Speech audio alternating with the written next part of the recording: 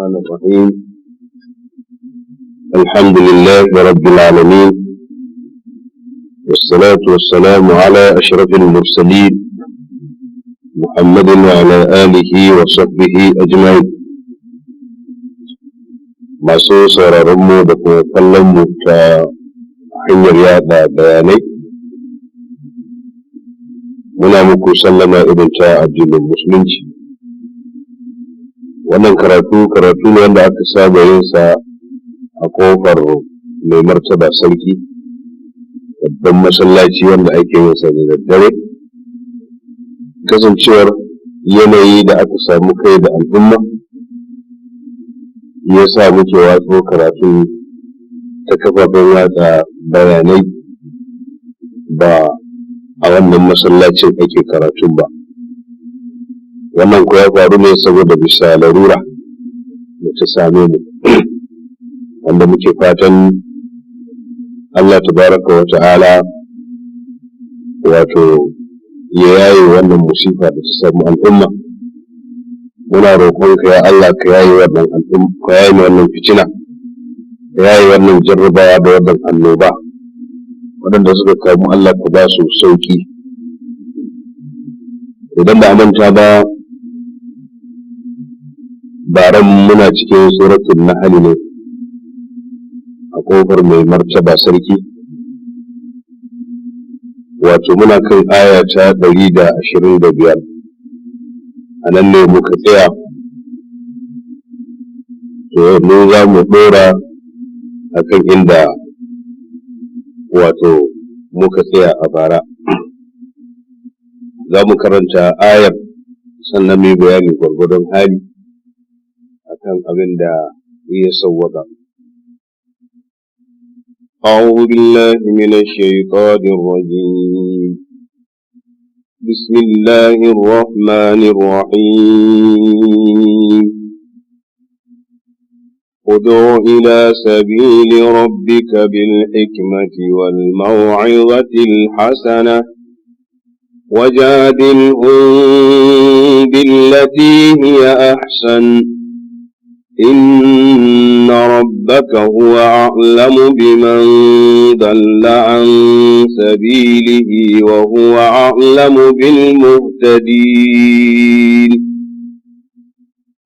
وإن عاقبتم فعاقبوا بمثل ما عوقبتم به ولئن صبرتم لهو خير للصابرين. واصبر وما صبرك إلا بالله ولا تحزن عليهم ولا تك في ضيق مما يمكرون. إن الله مع الذين اتقوا والذين هم محسنون. الحمد لله. Ubangiji tabaraka wa ta'ala ya faɗa a waɗannan ayoyi da muka karanta, ya ce wa ud'u ila sabili rabbika bil hikma, kai kira zuwa ga tafarkin ubangijinka, wato ita ce hanya ta ubangijinka.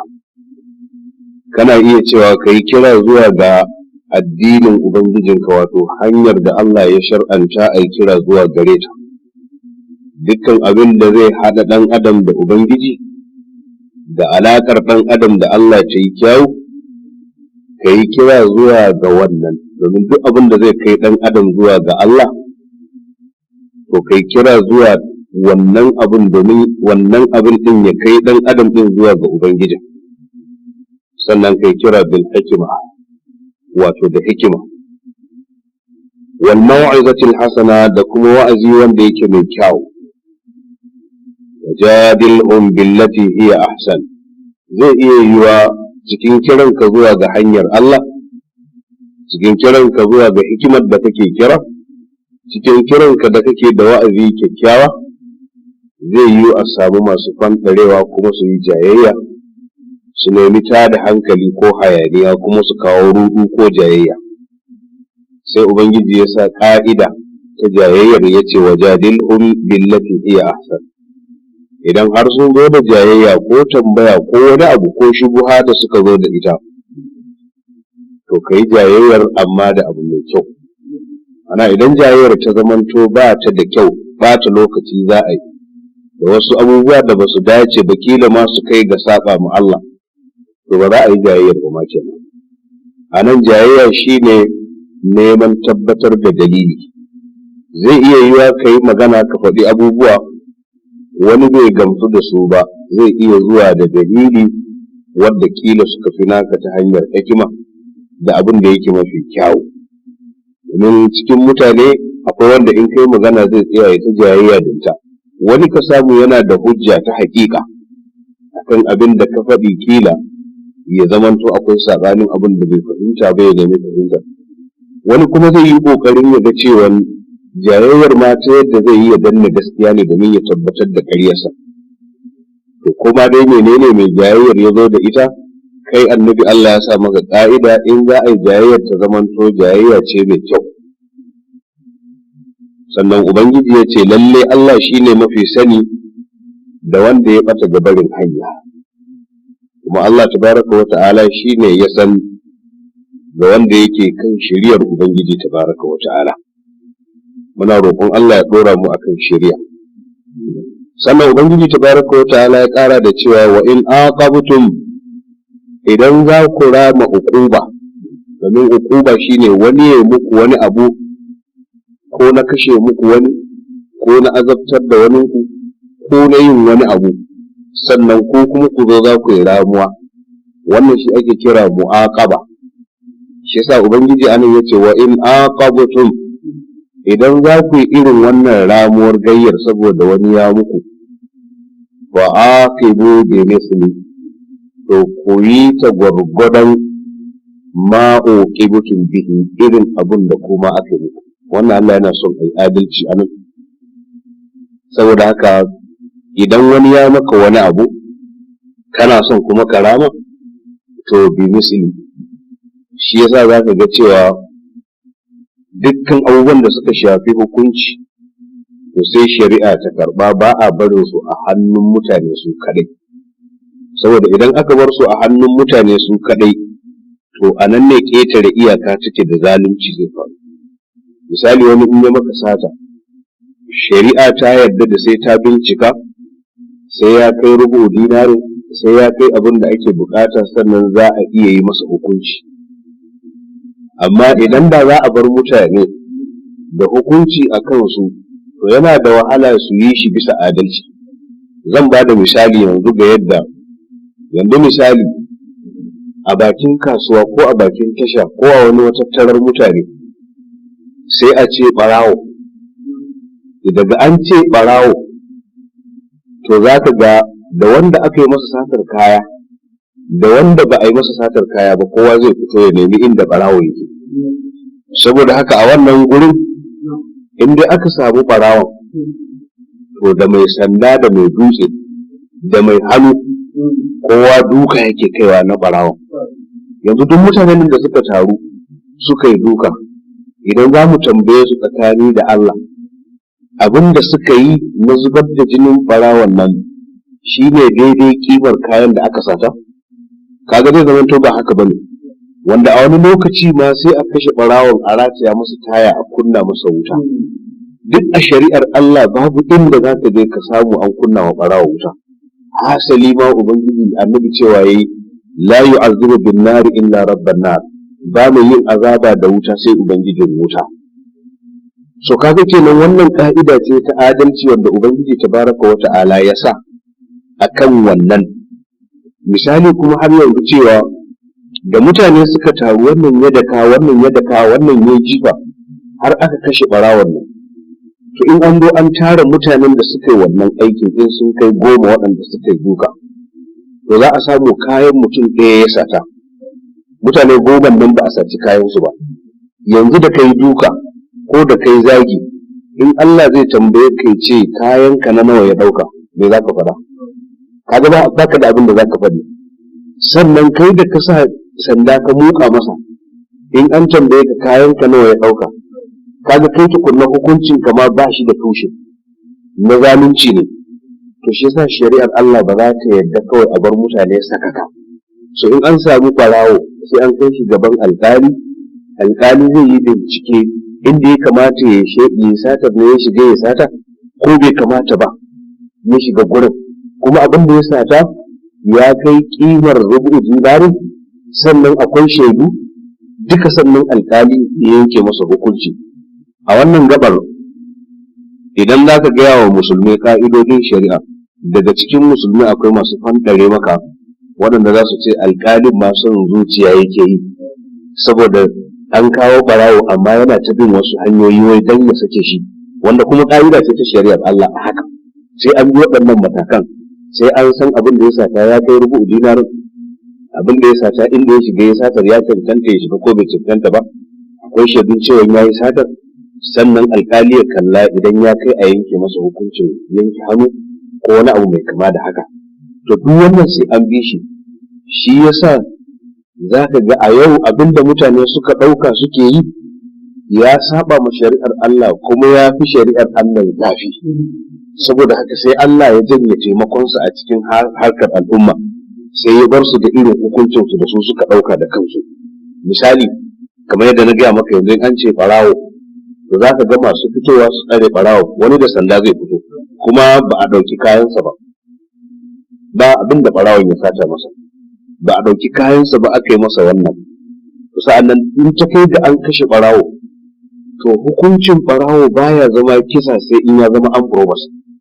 Idan ya zama an probus kuma ɓarawon da zai je tsare hanya, to shi ɗin ma sai in wato ya ɗauki kaya ya kuma kashe. Innama jaza'ul ladhina yuharibuna Allah wa rasulahu, wato ubangiji ya ce an yuqattalu aw yusallabu aw tuqatta aydihim wa arjuluhum min khilafin aw yunfaw min al-ard zalika lahum khizyun fil hayati dunya. Wannan shi ne abin da Allah tabaraka wa ta'ala ya ambata cewa sakamakon waɗanda suke wato ƴan qutta'u tariq, ƴan tsare hanya, an buroba su fito su yi sata, yace idan suka yi satar kuɗi, suka yi satar dukiya, sannan suka kashe rai, to sai Allah ya ce an yuqattalu a kashe su, kamar yadda ayar ta bayyana, aw tuqatta aydihim, kuma sai suka zo suka yi sata, abinda suka sata ya kai rubu'u dinari, amma kuma ba su kashe kowa ba, to tuqatta aydihim, sai a yanke hannayensu, kaga ba su kisa ba. To amma yanzu za ka samu cewa an ce ɓarawo kawai mutane su zo su taru, da wanda aka yi masata da wanda ba a yi masa sata ba, dukkan su kowa sai ya zo ya kama ɓarawo da duka. Wannan ya sa ɓarayi suka yawa, wannan kuma ya sa Allah ba zai yi taimako ba, domin ba hanyar shari'ar Allah aka bi ba. Shi yasa idan mun zo, don ayan tana kunshe da abubuwa wanda za su dauke mu lokaci da yawa za mu yi magana a kai, amma wannan mun ba da misali ne a matsayin shimfiɗa, masu bibiyar mu su tare mu za su ga yadda abubuwa za su kasance. Ubangiji ya ce wa in aqabtum, idan za ku ramu abin da aka yi muku, fa aqibu bi misli ma uqibtum bi, ku yi ukubar da irin kwatankwacin abin da wato aka yi muku. Kamar da na sha faɗi ne a wasu gurare, cewa an samu wani bawan Allah a cikin magabata, wanda yana da dokin da yake hawa ya tafi Makka yin umra. Idan lokacin umrarsa ya yi, yakan ɗauka ya hau dokin sai tafi, ko raƙuminsa za mu iya cewa, sai aka sace raƙumin. Da aka sace raƙumin, mutane suka jajanta masa akan an masa sata, bai ce komai ba. Sai mutane suka ga irin matakinsa da ya ɗauka ba mataki ne kamar wanda ya kamata ya ɗauka ba. Akwai ɗan zafin kai irin na wannan zamanin a wancan lokacin, waɗanda suke ganin ya kamata a samo ɓarawon a masa hukuncin da bai dace ba, a la'ance shi, a tsitsiro masa albarka. Daga yanzu haka kawai daga wani ya ji cewa an ce ɓarawo, to abin da zai fara tsiruwa zai. Wannan bayanin da muke ba muna bayani ne akan ɗaure ma ɓarawo gindi ba, ya kamata mutane su fahimta, ba ɓarawo muke ɗaure ma gindi ba. Hasali ma ɓarawo ai manzo Allah cewa ya la'ana Allahu sarika, Allah ya la'anci ɓarawo, Allah ya tsine masa. To kaga ko wannan aka bar shi da shi, ai matsala ce babba. Kama kai da baka da kayan da ya sata, baka da haƙƙi cikin yi masa tsinuwa, domin akwai hadisi ma da yake nuna idan tsinuwar kamatin yawa akan barawo kai da aka yi masatar, to in an yi wasa za a kasa kayanka a kalli darajar kayanka da kuma yawan la'anar da ka masa. Wannan kayan naka zai iya sayan la'anar, ko la'anar da kai masa ta fi ƙarfin kayan kama tukunna, to sai ka dawo kayi balance.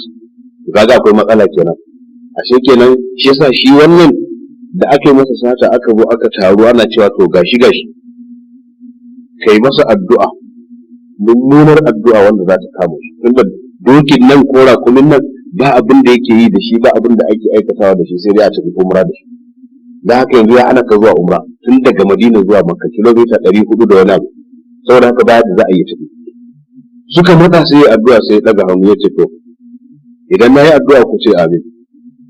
Saboda haka da ya daga hannu sai ya ce ya Allah, idan wanda ya saci dokin nan ko rakumin nan nawa talauci ne ya sa shi saboda ya rasa abinci, ya rasa kuɗi, watakila zai je ya sayar ya samu abin da zai ci abinci, ya Allah inda wannan niyyar ya saci wannan rakumin, Ubangiji ka azurta shi duk inda yake. Kaga ba magana tsinuwa kenan, ba magana ko mummunar addu'a ba. Idan talauci ne ya sa shi yayi wannan addu'a, a yi wannan satar, to Allah kai masa arziki. Ka ji bayin Allah ba. Sa'annan sai ya dawo bangare na biyu, ya ce ya Allah, kuma ya saci raƙumina ne don yana jin haushin Allah ya bin arzikin raƙumi, don zai iya yiwa saboda hasada da ta dame shi a cikin zuciyarsa. Allah ya bin arzikin raƙumi shi bai masa babbari ya ƙoƙarin ya raba ni da raƙumin. Idan wannan ne a zuciyarsa ya sa ya sace min raƙumi, Allahumma kfirhu, Allah kai masa gafara, kar ka kama shi da laifi. Can Allah ya masa arziki in talauci ne, nan kuma idan babar hasada ce da mugunta ya sa ya sata, to Allah ya gafarta mishi. To kaga ai shi yanzu wannan mai wannan addu'ar, wannan sahabin shi abin da yi ma ya wuce ai bi muslima uki butun bihi, ya wuce wannan, domin hukumar da yayi ko ramuwar gayyar da yayi ai ba ta kwatankwacin ma ta wancan mutumin bane, saboda shi Allah anan ya nuna in an karya maka yaka ne, to a yi gwargwadon karya wannan yaka, kada a wuce iyaka.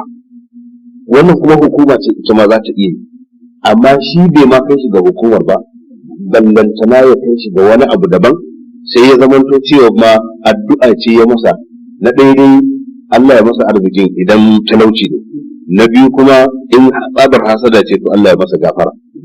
Yace wa in aqabtum fa aqibu bi misli ma uqibtum bi.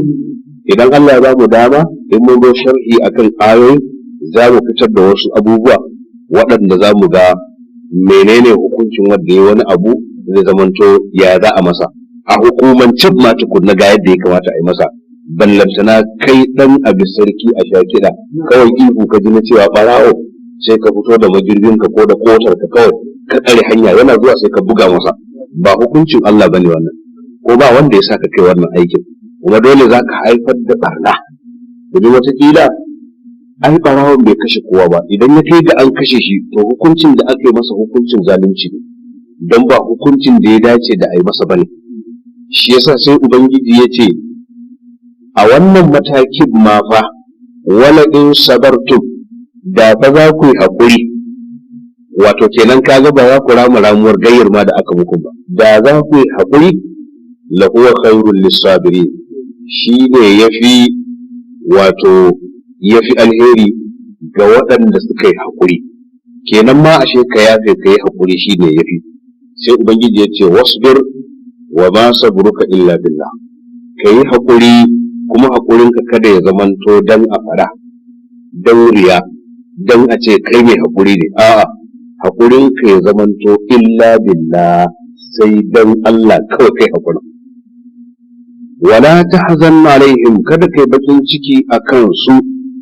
To wannan kuma an nuna cewa kada annabi ya bakin ciki akan su, abinda ba mu ambata ba shine sabab na saukar ayar, kamar yadda watakila idan mun zo sharhin ma faɗi sabab din na saukar ayar, amma dai kafin kila mu zo ga wannan za mu ɗan faɗi wani abu na dalili.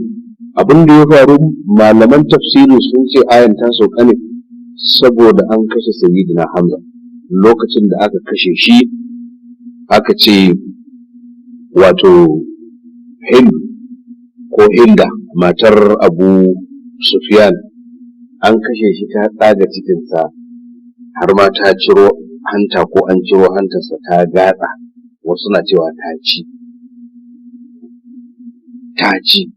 haka dai wasu suke fani, amma wata ruwaya ta ce bata ci ba, amma dai ta gatsa, amma sai Allah ya hana ta iya haɗewa, ba za ta iya haɗewa ba. Wasu malaman suka ce hikimar da yasa aka hana ta haɗewa kenan hantar Hamza za ta iya samar da wani abu a cikin jikinta, ko ba komai naman Hamza ya shiga cikin wannan mata. To suka ce Allah kuma ba zai bar wani abu na jikin Hamza ya shiga wuta ba, don haka shi yasa kawai ma bata iya ma haɗewa ba, da ta gatsa sai dole aka sa ta furzar.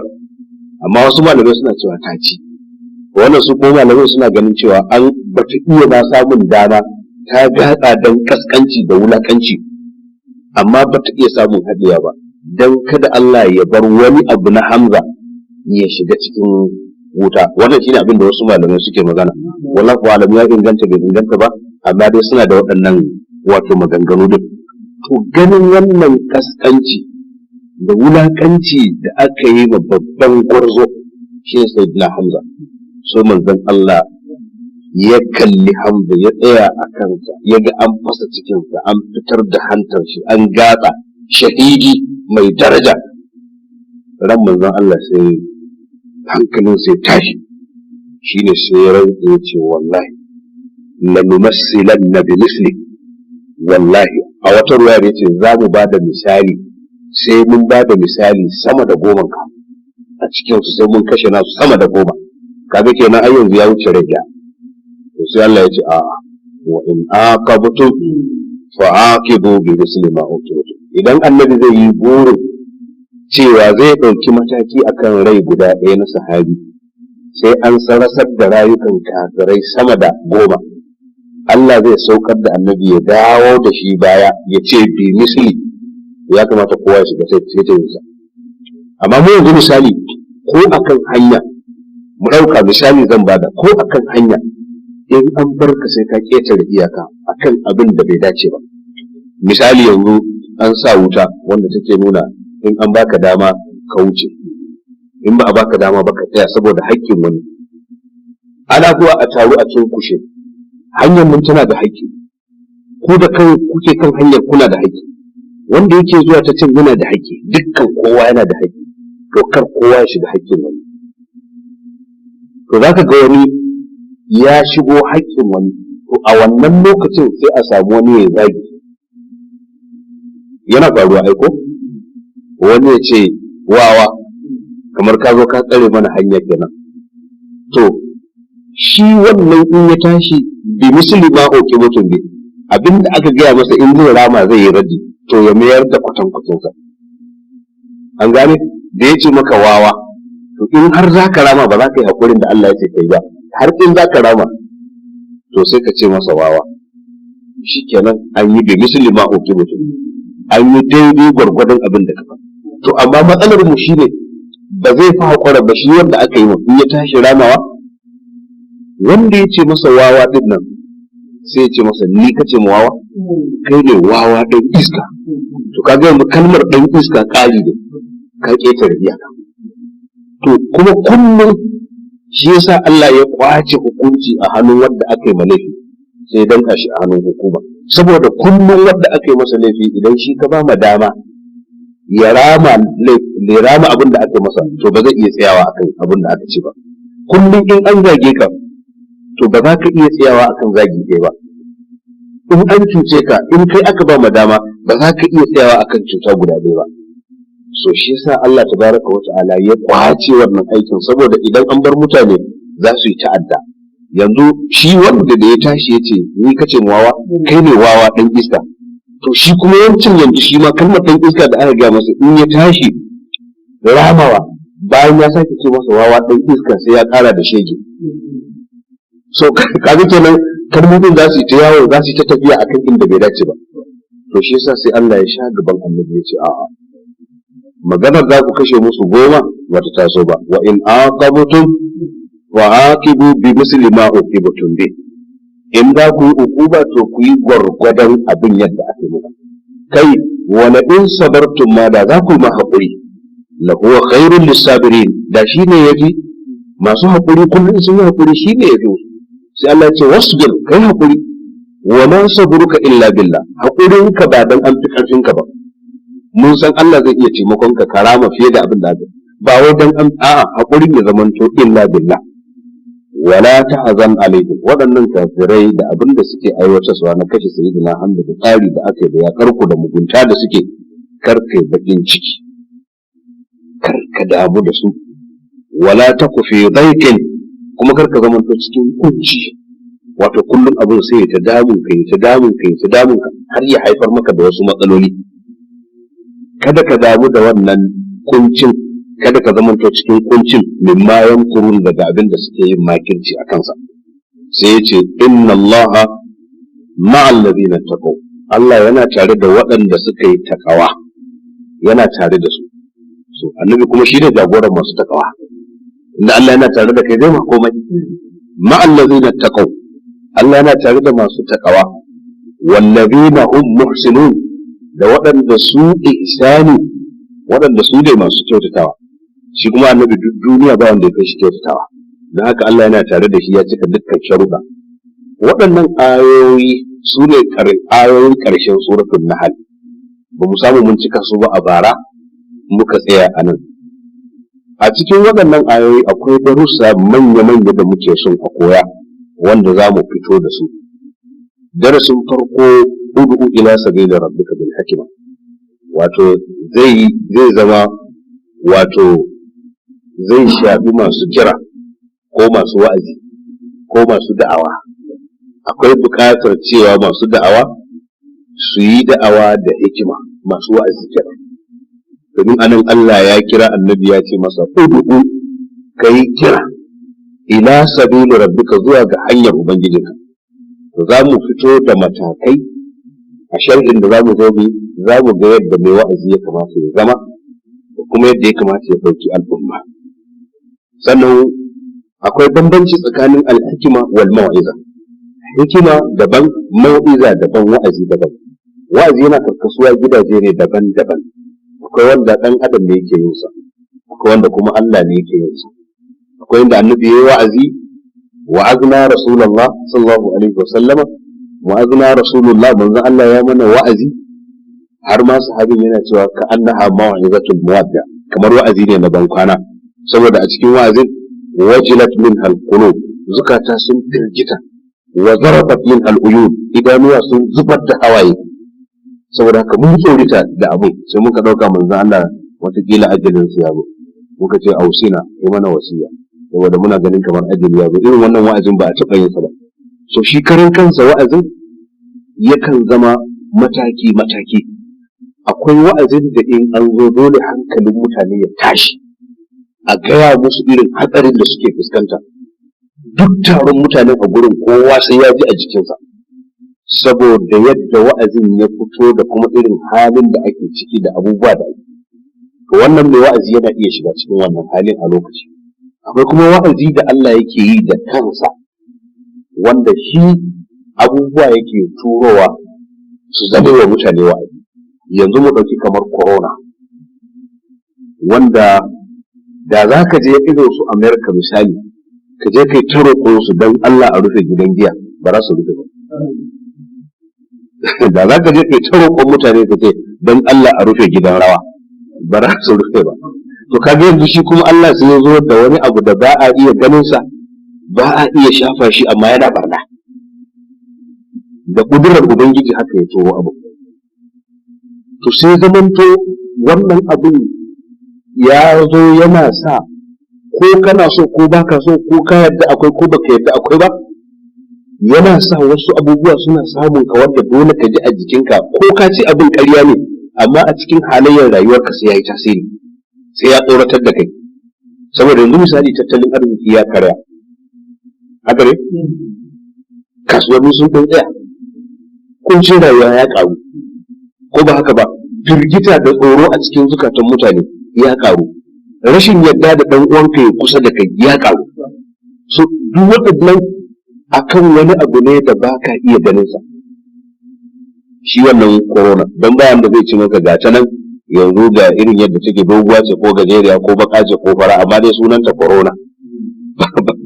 Babu wanda zai iya biya maka ga yadda take. To wannan wa'azi ne wanda ubangiji yake. To kuma shi Allah baya yin wa'azin sai in wasu dalilai sun shigo, sai ya bar alƙur'anin da ya hana mutane sai ya ajiye shi, tunda dama alƙur'anin yana hannun ku. An gaya muku kunki, an ce zina ba kyau, an ce caca ba kyau, an ce sata ba kyau, an ce luwaɗi ba kyau, an ce maɗigo ba kyau, an ce kashe rai babu kyau, an ce zubar da jini ba kyau, duk Qur'ani ya faɗa. To sai mutane suka kudin uwar shegu, to sai Allah sai ya bar masu wa'azin, ya bar littafin, to sai ya ɗauko mau'iza da kansa, sai ya turo wa'azi da zai zama wa mutane, ko ya karya musu tattalin arziki ne ga dama, ko ya sa juna ta fantare ma juna a ta yaƙe ko wasu al'amura su ta faruwa, duk wannan Allah tabaraka wa ta'ala yana yin sa. To akwai mau'iza wanda ita ma idan mun zo za mu magana, wannan suna zama kamar shimfiɗa ne, saboda lokacin zai iya ɗaukar mu, buƙatar shi ne saƙonni su isa ga abin da ake da buƙata. Wal mau'izatil hasana, to sannan akwai mau'iza ta hasana, wa'azi mai daɗi wanda za a zo kila a ta gaya maka lokaci a ce maka ma kawai yanzu abin da ya hana ka shiga aljanna kawai mutuwa ce, daga ka mutu inda ka karanta wannan abun, in ka mutu kamar yadda annabi yake cewa wanda duk yayin sallah ya karanta ayatul kursi a dubura salati gurbin sallarsa, ba abin da zai hana shi shiga aljanna sai ne sai mutuwa. Kaga wannan wa'azi ne hasana, an gaya maka amma kawai yanzu kana zaune kana ganin aljanna kusa, ko a ce maka subhanallahi wa bihamdihi tamla'ul mizan, kana cika mizani, sai ga yanzu aljanna kusa. To in an koma wani gurin kuma wani wa'azin ma in an yi shi sai ka ji haushin mai wa'azin, to me yasa zai zo rinka gaya mana wannan abun haka? Saboda ka santa da aljanna a cikin munanan ayyukan ka, yau kuma an taɓa wani abu wanda ya nesanta ka daga aljanna, nesa ba kusa ba. Saboda haka za ka ga wannan wa'azin wani irin wa'azi ne wanda ya zo ya taɓa ka a cikin rayuwa. To wannan kenan za mu ga cewa a cikin nan akwai abin da ya kamata mu kalla, ud'u ila sabili rabbika bil hikma, kira da hikima, sannan da wa'azi mai kyau. To sannan darasi na uku a ciki shine wajadilhum billati hiya ahsan. Idan wani ya kalubalance ka cikin wa'azin da kai da ayoyin alqur'ani da ayoyin hadisai, shi da ya tashi ya ce ƙarya ne, ya ce ba haka bane, ya kalubalanci mai wa'azin, ya kalubalanci mai da'awar, ya farfaɗi abubuwan da duk ba su kenan ba, zai iya kalubalantarsa, duk wannan zai iya yi. To idan ka tashi za ka mayar da raddi na irin wannan, to sai ka yi ta da kyau. Wato ba kamar yadda malamai suke ba, misali kawai sai mutum ya ɗauki maganganunka ko wani ne yake son ya kafa hujja da kai, sai ya kotun ɗin maganar ka iya son ransa, iya inda ya masa son rai sai ya sake a duniya. Wannan zalunci ne kuma cin amanar malamai ne. Domin wata maganar abin da yake haɗe da wannan maganar da aka yi a kanta tana baya kuma an goge ta. To wannan cin amanar malamai ne wadda masu sauraro da MB suke yi, da kuma son masu ɓata da'awar, duk ana yin irin wannan. To wannan Allah ba zai kyale ka ba kai ma da kai wa wannan malamin abin da kai masa, an gane? Sa'annan ko ba daidai ba ne idan wani abu ya faru,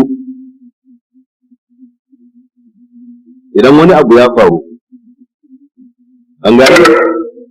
Idan wani abu ya faru, malamai mutum ya shigo kawai ya rinka yi ma wani mutum raddi.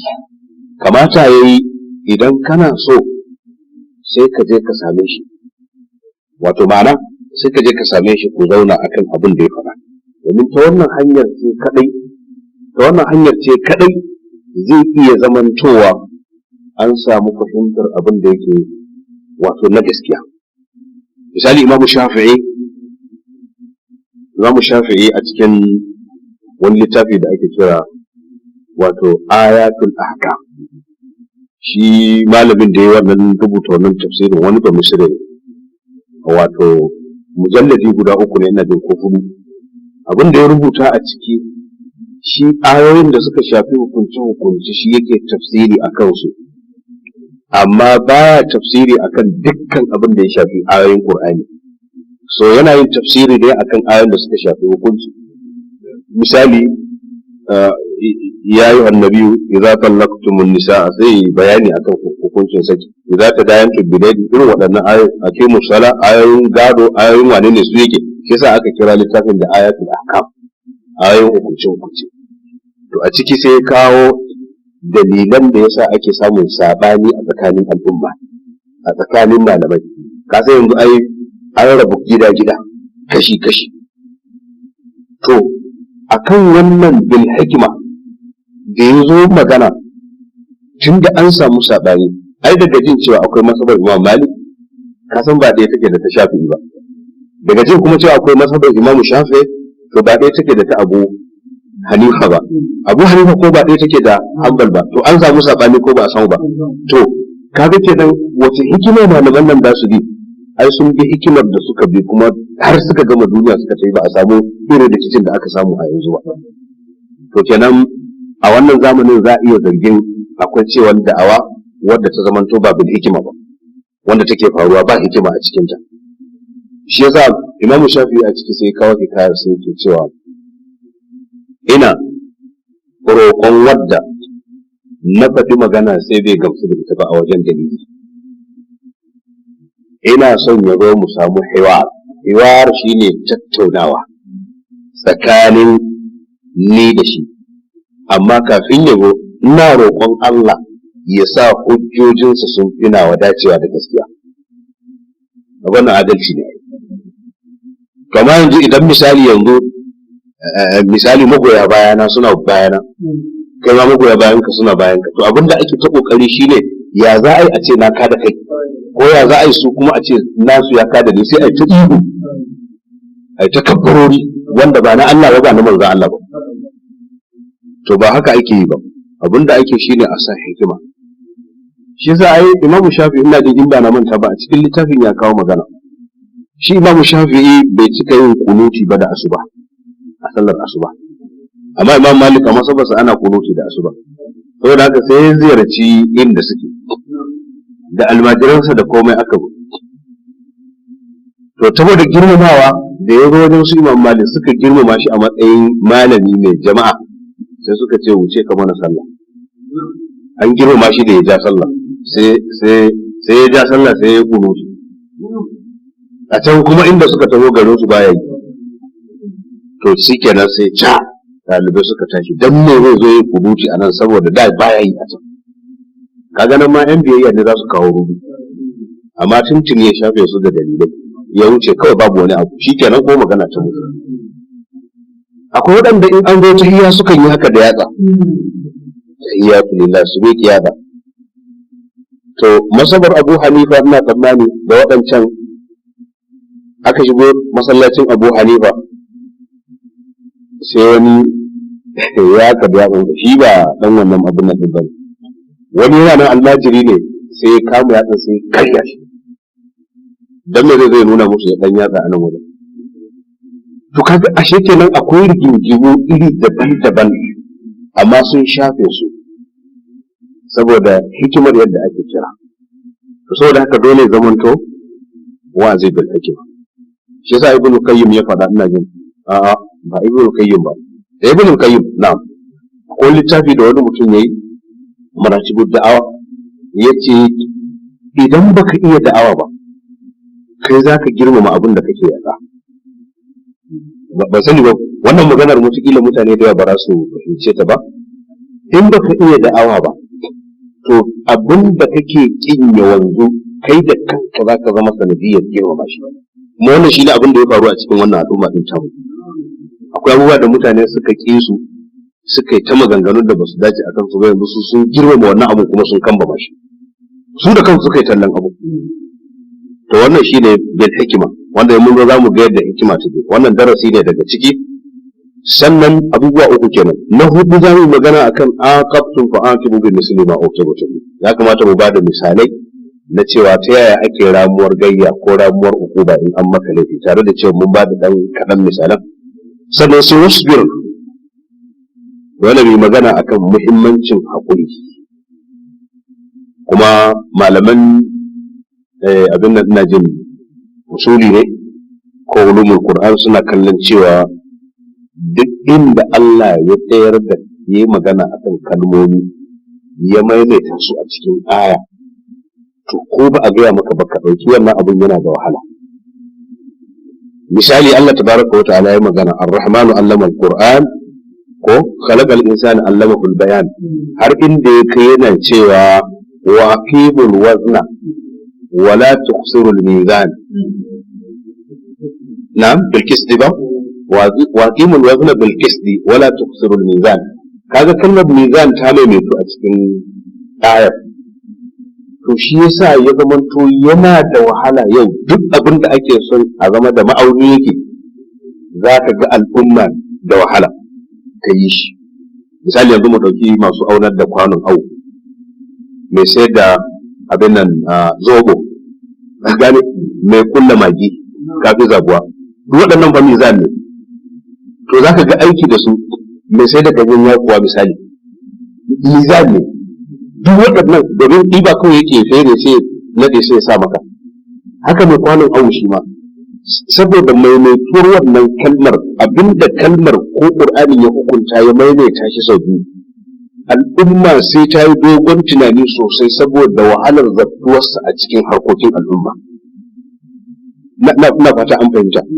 To, a nan ya maimaita kalmar haƙuri, wasbir wa ma sabruka illa billah, ko ba haka ba, kafin wannan wala in sabartum lahu khairun lisabirin wasbir wa ma sabruka, kaga kalmar sabru ta fito sau hudu. To duk inda ka samu al'umma hakuri zai mata wahala, kuma wannan shine halin da muke ciki. Rashin hakuri yasa ka rabu da matarka kake nadama, rashin hakuri ka rabu da mai gidanka yanzu kake nadama, rashin hakuri ya hana ka gama karatu ka samu aiki, rashin hakuri an kai ka koyon sana'a yasa ka kasa hakuri, rashin haƙuri shi yasa shi haƙurin in ka kalle shi wahala ce mai girman gaske. Shi yasa Allah bai mai tashi, shi yasa malaman suka ce duk inda ka ga a alƙur'ani Allah ya maimaita wata kalma, to wannan abin da ake son ka yi in na umarni ne, to yana yi ma al'umma wahalar gaske. Ina fata an fahimta. Wannan kuma idan mun zo za mu ga yadda maratibu na haƙuri yake da kuma wuraren da ya kamata ka yi haƙuri. Sosai darasi na biyar kenan za mu iya cewa a cikin ayoyi inna Allaha ma'al ladzina taqaw, za mu yi magana akan ma'iyyar ubangiji da Allah yace yana tare. Me ma'iyya da Allah yake cewa kullum Allah yana tare da masu hakuri, yana tare da wane ne, yana tare, yaya ma'iyyar Allah take? Ibn al-Qayyim ya ce duk inda ka zagaya a alqur'ani ma'iyyar ubangiji tana gida biyar ne, wanda kuma in mun zo gida biyar din za mu ambace ta. Akwai ma'iyyar da mutane suke tsammanin ta jiki da jiki ne, ba haka take ko kaɗan. Sa'annan wallazina hum muhsinun, sa'annan ma'allazina taqaw, za mu magana akan samaratu taqwa, wanda shi ke iya ba da cin nasara akan dukkan komai. Sa'annan kuma darasi na 6 ko na 7 shine wallazina hum muhsinun, wanda suka zamanto masu ihsani, masu kyautatawa, wanda ana buƙatar ihsani a cikin wannan wata. Ana buƙatar ihsani a cikin wannan yanayi, ana buƙatar ka kyautata ma marasa shi a wannan yanayi, ana buƙatar ka kyautata ma iyalanka, ana buƙatar ka kyautata ma wasu da suke waje ba sa cikin jama'arka. Duk waɗannan akwai buƙatar ihsani ya shiga, sannan sai Allah kuma ya ce maka yuhibbul muhsinin, Allah yana son masu ihsani, kuma sannan ya ce wa kazalika najzil muhsinin, haka muke sakan kama waɗanda suke masu ihsani, za mu ba su aljanna kamar yadda muka ba mu bayin Allah nagartattu annabawa da waliyan Allah da salihai. Nan muke ganin za mu katse darasin, insha Allah sai idan muka zo za mu ɗauki ud'u ila sabili rabbika bil hikma. Wannan shine karatunmu na gobe da zai biyo baya kenan insha Allah. Za mu ga mecece hikima da maratib na adda'i wanda ya kamata ya da'awa cikin abubuwan da ya kamata, saboda gaskiya kamar yadda Ibn Qayyim yake cewa akwai wasu ya kamata ma a ce kamar an hana su yin wa'azi, an hana su faɗakar da mutane, saboda banda rikici da gaba ba abin da suke sakawa a cikin al'umma. A sa mutane su ji haushin waɗannan, a madadin a sa mutane su kaunaci juna, su gyara kurakuran su na tsakani. Yace idan musulmi ya shigo masallaci, to idan yayi kuskure ya fi kusa da kai sama da wanda bai shigo masallaci da ya ce masallacin kuma ba abin nan bane. Ina fata an bayyana. Kafiri bai yarda da masallaci ba, an gane, amma wanda ya shigo masallaci yana sallah sai ya kuskure, to ka ɗauke shi ɗan uwanka ya fi kowa kusa da kai, sai ka gyara masa al'amuran da kake ganin ka, ba ta hanyar faɗa ba ta hanyar cin mutunci ba ta hanyar wulaƙanta ba. Wannan shi ne insha Allah za mu tattauna a darasinmu da zai zo nan gaba. Yanzu kam za mu aje shirin ko kuma wannan tafsirin anan saboda lokaci ya karatu, sannan muna addu'a ta musamman. Ubangiji Allah, muna tawassuli da wannan ibada, wannan cuta Ubangiji muna roƙon ka ya Allah ka ɗauke mana ita, ka ɗauke ta a duk duniya ya Allah. Kuma sanadiyar ta ne yanzu mun so mu ga fuskokin mutane da yawa waɗanda mu haɗa idanu da su karan kansu rahama ne fiska da fiska. An talqa akhaka bi wajhika mubassitun sadaqa, ka gamu da dan uwanka sakar fiskar ka a sake sadaka ce, amma wannan abun duniya ya katse yanzu ba za a iya haɗuwa ba, sai dai a ji ko a kalle mu daga nesa. Muna fata Allah ka ɗauke mana wannan abun a kusa. Allah Ubangiji waɗanda suka rasa, Ubangiji ya Allah ka ba su, waɗanda suke rayuwa cikin kunci Allah ka wadata su, gidaje mai ta haƙuri kuma a ta bauta ma Allah, a ta roƙon Allah, a tuba ma Allah. ربنا آتنا في الدنيا حسنة وفي الآخرة حسنة وقنا عذاب النار. سبحان ربك رب العزة عما يصفون، سلام على المرسلين، الحمد لله رب العالمين.